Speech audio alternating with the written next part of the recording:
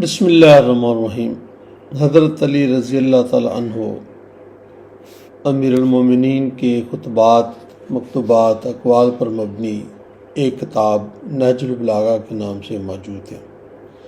اس کا اردو ترجمہ مولانا مفتی جعفر حسین صاحب نے کیا ہے اور اسے کریم پبلیکیشنز لاہور نے شائع کیا۔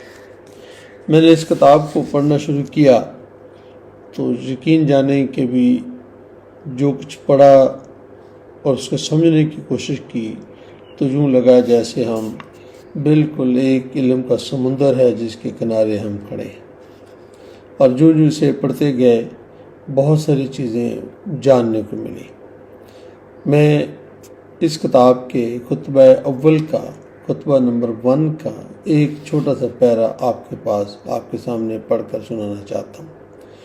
یہ در حقیقت حضرت علی رضی اللہ تعالیٰ عنہ امیر المومنین نے اللہ رب العزت کی حمد بیان کی ہے۔ اس کے اندر وہ فرماتے ہیں، تمام حمد اس اللہ کے لیے ہے جس کی مدح تک بولنے والوں کی رسائی نہیں، جس کی نعمتوں کو گننے والے گن نہیں سکتے، نہ کوشش کرنے والے اس کا حق ادا کر سکتے ہیں۔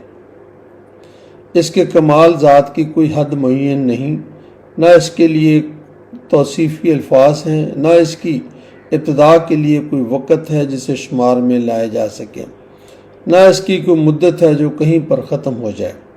اس نے مخلوق کو اپنی قدرت سے پیدا کیا، اپنی رحمت سے ہواؤں کو چلایا، تھر تھراتی ہوئی زمین پر پہاڑوں کی میخیں گاڑی۔ دین کی ابتدا اس معرفت ہے، کمال معرفت اس کی تصدیق ہے، اور کمال تصدیق توحید ہے، اور کمال توحید تنزیہ اخلاص ہے، اور کمال تنزیہ اخلاص یہ ہے کہ اس سے صفتوں کی نفی کی جائے، کیونکہ ہر صفت شاہد ہے کہ وہ اپنے موصوف کی غیر ہے، اور ہر موصوف شاہد ہے کہ صفت کے علاوہ کوئی چیز ہے۔ لہذا جس نے ذات الہی کے علاوہ صفات مانے، اس نے ذات کا ایک دوسرا ساتھی مان لیا، اور جس نے اس کی ذات کا کوئی اور ساتھی مانا، اس نے دوئی پیدا کی۔ جس نے دوئی پیدا کی، اس نے اس کے جز بنا ڈالا، اور جو اس کے لیے ذا کا قائل ہوا وہ اس سے بے خبر رہا۔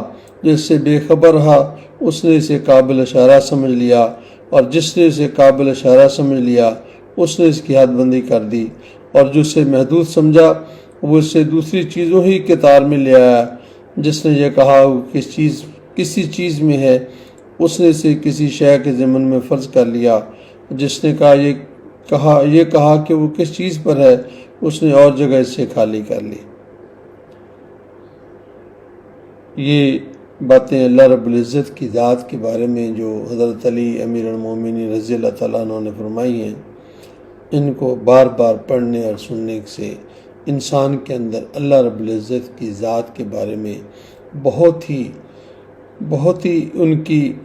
ان کی ذات کو سمجھنے کے لیے بہت ہی زیادہ رہنمائی ہمیں ملتی ہے، اور یہی کہا جا سکتا ہے کہ وہ اپنی ذات میں یکتا ہے، وہ اللہ الصمد ہے، ولم یلد ہے ولم یولد ہے۔